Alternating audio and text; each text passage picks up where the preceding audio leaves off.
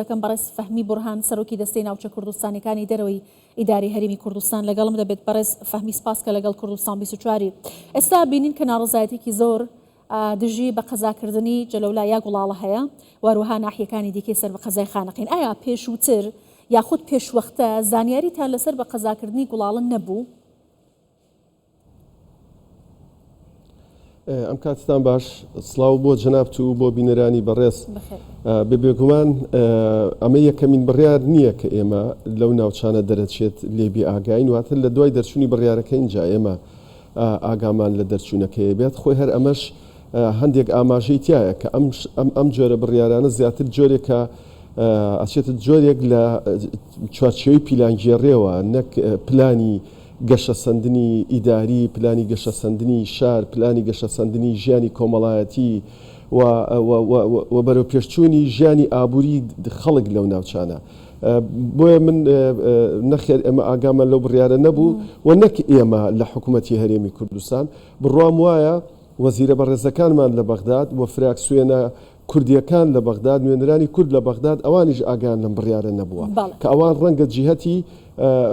زیاتر عێراقیش بن و لە ڕووی ئیداریشەوە لەو ناوچانە ئیشوکاری خۆیانەکەن. من بڕام وایە ئەوانیش ئاگیان لەم بڕیارە نەبووە. زۆر باشە بەڕێز فەهمی، کورد لە دژی بە قەزاکردنی گوڵاڵە و شارەدەیەکانە یان بە قەزاکردن بەو شێوە و تاکلایانانەی کە ئێستا هەیە ئەمە ڕەت دەکەنەوە؟ چۆنە ئەم ناڕزایەتی کە ئێستا هەیە؟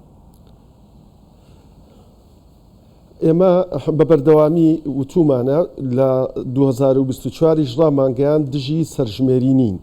بەڵام دژی ئەو مەسجە سیاسیانین کە لە پشتی سەرژمێریەوەیە و ئەوە پێمان وایە ئەو مەسجە سیاسیەوە ئەکات ئەو سەرژمێری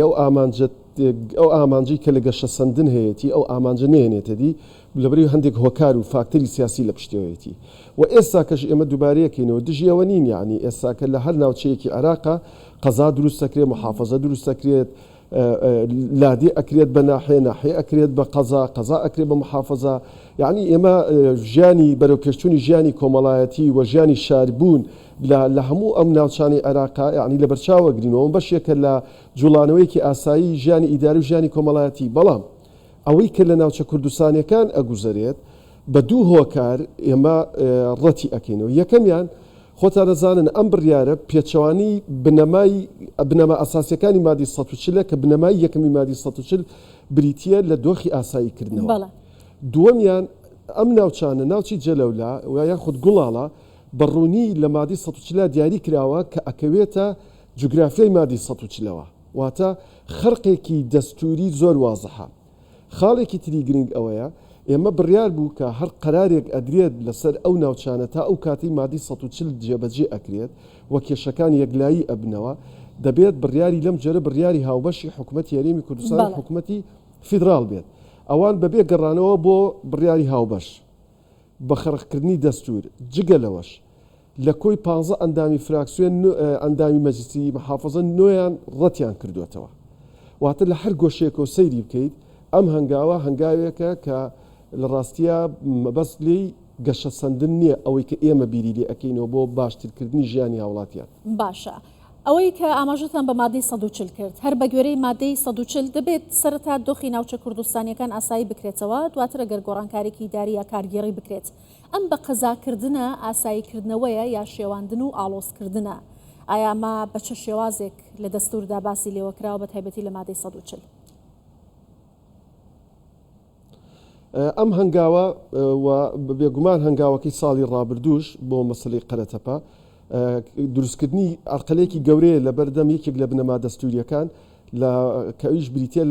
لە مادەی 140 بنەمای یەکەم بریتە لە ئاساییکردنەوە. واتە دەبێت هەموو ئەو بارودۆخە پێش هاتنی تعریب و بەلێشاوی عەرەب لەو ناوچانە چۆن بۆ لە ڕووی ئیداری و کارگێڕیەوە دەبێت و خۆی لێ بکرێتەوە و دەبێت کەلار و کفری و چەمچەماڵ و هەموو ئەو ناوچانە بخرێنەوە سەر کەرکووک و پاشان ئەوەی کە هەیە عینوانە ئیداریەکان دەبێ وەکو خۆی بێت. ئەم هەنگاوە ئەم بنەما ئەساسی بە تەواوەتی لێک هەڵوەشاندێتەوە. واتە هەنگاوێکە بۆ لە قالبدانی یەکێک لە بنەما دەستوریەکان کە بوعدێکی سیاسی گەورەشی هەیە. واتە ئەکرێت هەندێک لە مادە دەستوریەکان مادەی دەستوری بن و حاڵەتێک بن لە دەرەوەی بوعدی سیاسی، بەڵام مادەی 140 کە تەنهاش تایبەت نییە بە کورد بەڵام کورد حەقێکی ئەساسی خۆیتیا ئەبینێتەوە بە بڕای ئێمە بەعدێکی سیاسیشی هەیە بۆیە ئەم هەنگاوانە لە ڕاستیە ڕەچاونەکردنی بارودۆخی سیاسی و ئیداری زۆر باشە بەڕێز فەهمی ئێستا ناڕزایەتێکی زۆر هەیە بڕیارە مانگرتنی گشتی و خۆپیشاندانی شەر بەردەوام بێت لە خانەقین و ناحیەکانی دەوروبەریشی بە هەمان شێوە ئەم هەنگاوانە دەتوانن ئەم بڕیارە ڕابگرن لە ماوەی ئەم چەند ڕۆژەدا چیتان کردووە بۆی کە بتوانن پێش بەم بڕیارانە بگرن ئێمە لە دەستەی ناوچە کوردستانیەکان تەبەن لە سەرەتاوە قسەمان لەسەر ئەم بابەتە بۆ لەگەڵ فراکسیۆنە کوردیەکان لەگەڵ مؤسساتی خۆمان لە بەغداد لەسەر خەت بووین لەگەڵ هێزە کوردستانیەکان بە دیاریکراویش لەگەڵ یەکێتی و پارتیا لەسەر خەت بووین لە دووسێ ڕۆژی ڕابردووە و ئێمە ئێستا لە شەنوکەوتکردنی ئەوەیین لە ڕووی یاساییەوە تەعنی ئەم بابەتە بکەین ئێمە وەکو حکوومەتی هەرێمی کوردستان بە بێگومان لە دوای وەرگرتنی ڕەزامەندی لە ئەنجومەنی وەزیران وەکو دەستی ناوچە کوردستانیەکان ئێمە ئاچینەوە ئەم پرۆسەیەوە وە کۆبوونەوەی هەموو هێزە کوردستانیەکان لە شاری هەولێر ئەنجام بدەین ئێمە وەکو دەستی ناوچە کوردستانیەکان میوانداریانەکەین بۆ ئەوەی یەک ڕئی موحەدی کوردی لە ڕێگەی بەیاننامەیەکەوە بخەینە ڕوو و پاشان ئەمەی کە ئەم جوڵانەوانی کە ئەکرێت ئێستاکە لە خانەقین ئێمە وەکو حکوومەت هەرێمی کوردستان پشتیوانی هەموو جوڵانەوەیەکی دەستوری مەدەنی ئەەکەین کە ڕێپێدراوی یاساین و بەشێکن لە حەقی مەواتنە لە عێراقا و لە ناویشە خەڵکی کوردستان و ئەمە بەشێکە لە ممارەسەکردنی ئازادانەی مافی هاوڵاتی بۆ گەڕەکەکەی و بۆ شارەکەی و بۆ هەموو ئەو حەقانەی کە بە هەر هۆکارێک بێ لەیان زەوتەکە ئەمەی کە ڕووی داوە سعدیە لە خانەقین جیا بکرێتەوە جەلەولا جیا بکرێتەوە هەموو ئەمانە لە ڕاستیە گرفتی قوڵن ڕوبەڕووی ئەو ناوچەیە بوونێتەوە بەڵێ بەڕێز فەهمی ئاماژەت بە کۆبوونەوەی لایەنە سیاسیەکان کرد پەیوەست بەم پرسە لایەنە کوردستانیەکان لایەنە سیاسیەکان لەسەر بابەتە هاوڕا و یەکدەنگن ئەو کۆبوونەوانی ئێمە کردومانە تاکوی ئێستا و بڕیاریشە کۆبوونەوەمان لەگەڵ هەموو حیزبە کوردستانیەکانی خانەقینە هەبێت هی ئەو ناوچەیە هەبێ بە شێوەیەکی گشتی بەڵێ هەمویان وەکو یەک بیرەکەنەوە بەیاننامەیان دەرکردووە بەڵام لەسەر ئاستی حزبی بەیاننامەکانیان دەرکردووە بەیاننامەکانیان هەمووی بەیاننامەیەکە لە ناوەڕۆکەکەیە